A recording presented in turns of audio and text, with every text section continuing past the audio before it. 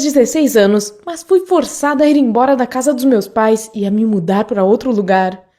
Eu me sinto quase uma órfã, mesmo com pais vivos, e isso me entristece bastante. Tudo isso aconteceu em nome do amor, ou melhor, por causa das minhas preferências amorosas. O fato é que eu sou lésbica. Na verdade, quando comecei a suspeitar que sentia atração por meninas, foi estranho e inesperado. Aconteceu alguns anos atrás, quando eu tinha mais ou menos 12 anos. Eu estava em um acampamento esportivo com algumas meninas da aula de ginástica, e uma delas, que costumava ser minha melhor amiga, se declarou para mim. Foi um choque. Eu fiquei assustada, mas porque, naquele momento, me dei conta de que eu também sentia o mesmo por ela. Eu nunca gostei de ginástica, principalmente da esportiva, na qual as meninas parecem mais um hidrante, mesmo sendo bastante flexíveis. Então, por que eu dedicaria 8 anos da minha vida fazendo isso? Você perguntaria. E minha resposta é porque meu pai insistia que eu fizesse. Veja só, ele sempre quis ter um filho para transformá-lo em um atleta de sucesso. Mas eu nasci menina, então já o decepcionei logo de cara. Ele, contudo, nunca desistiu do sonho de ser pai de um campeão olímpico. E a ginástica era um de seus esportes preferidos. Meu pai era severo e totalitário, e eu era muito jovem para contrariar a vontade dele. E minha mãe era, e continua sendo, muito apaixonada por ele para discordar. Eu não era uma atleta talentosa, mas meu pai continuava dizendo que a dedicação é a mãe do sucesso e que ele tinha certeza de que algum dia eu conquistaria uma medalha de ouro. Mas só consegui ganhar algumas premiações sem muita importância, algumas fraturas nos ossos e no nariz e uma coisa que eu não esperava, minha sexualidade. A Regina tinha a mesma idade que eu e era incrível, sabe? Ela era uma atleta muito melhor que eu, além de ser a melhor lésbica. Quer dizer, ela era mais assumida em seu jeito de ser e muito mais corajosa do que eu. Era uma daquelas noites no acampamento esportivo e nós, como sempre, tínhamos saído escondido para sentar no telhado e ver as estrelas cadentes. Aí, ela disse que sentia algo por mim que ia além da amizade e que queria muito me dar um beijo se eu não me importasse. Eu fiquei com medo, não só porque na época eu era muito jovem para sequer pensar em romance, acho, mas porque eu nunca imaginei que pudesse ser, bem, diferente dos outros. Eu provavelmente não queria sentir o que eu sentia em relação à minha melhor amiga. Então gritei com ela, dizendo que ela não podia mais ser minha amiga, e me levantei apressada para voltar para o meu quarto. Mas acho que eu estava muito chocada com o que tinha acontecido, pois de repente meu pé escorregou e eu caí do telhado. Tudo aconteceu muito rápido depois daquilo. Primeiro veio o pânico, depois a ambulância e a dor terrível. O que alivia um pouco é que eu fraturei a coluna. Felizmente não foi nada muito sério, mas o suficiente para o médico me recomendar não fazer ginástica nunca mais. Até o teimoso do meu pai teve que admitir que minhas míseras conquistas não faziam valer a pena continuar no esporte. Finalmente livre da ginástica, me surpreendi com o tanto de tempo livre que eu ganhei. Eu jamais me imaginei vivendo sem participar de nenhum esporte.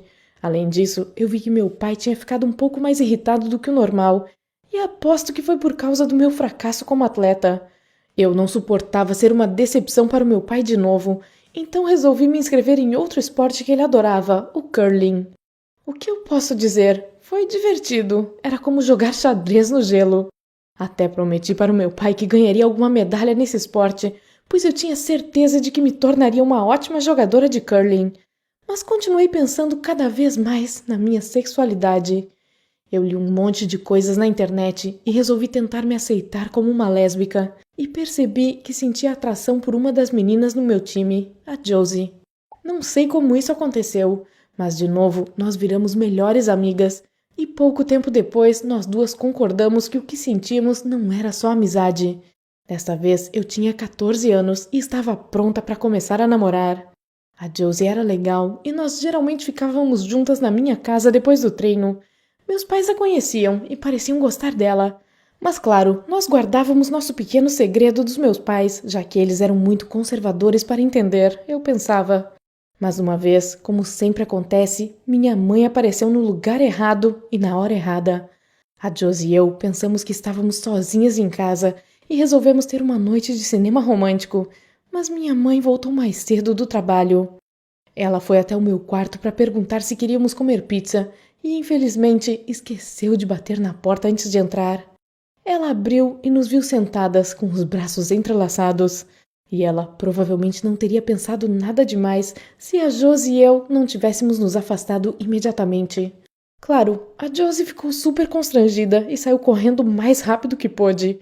E eu não conseguia mais olhar para as sobrancelhas levantadas da minha mãe. Na hora, ela não disse nada, apenas saiu do meu quarto, mas alguns minutos depois voltou e tivemos uma conversa. Não vou incomodar com os detalhes do nosso papo.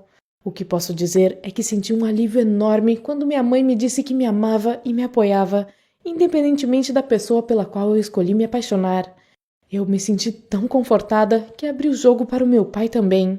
Mas ele não demonstrou a mesma compreensão e eu fui proibida de ver a Josie.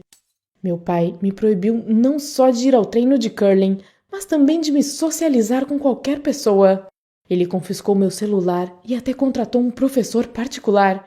Eu só podia sair de casa acompanhada dos meus pais e ia apenas para os mesmos lugares chatos de sempre, como museus e teatros, nada mais de diversão.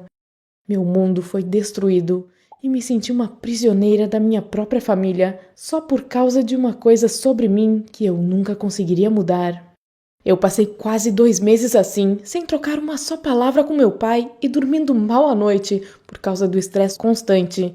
Quando um dia minha mãe entrou no meu quarto e disse que precisávamos conversar. O discurso dela não tinha muitas palavras. Ela disse que me amava muito e tentou me convencer de que meu pai me amava também. É o temperamento dele, você sabe disso, né? Ela perguntou. E aí, disse que tinha conversado com uma tia por telefone e que ela tinha topado me acolher na casa dela nos próximos 2 anos, até eu terminar o ensino médio, e que eu tinha que começar a arrumar minha mala. E aqui estou eu, na casa da tia Jack, do outro lado do país.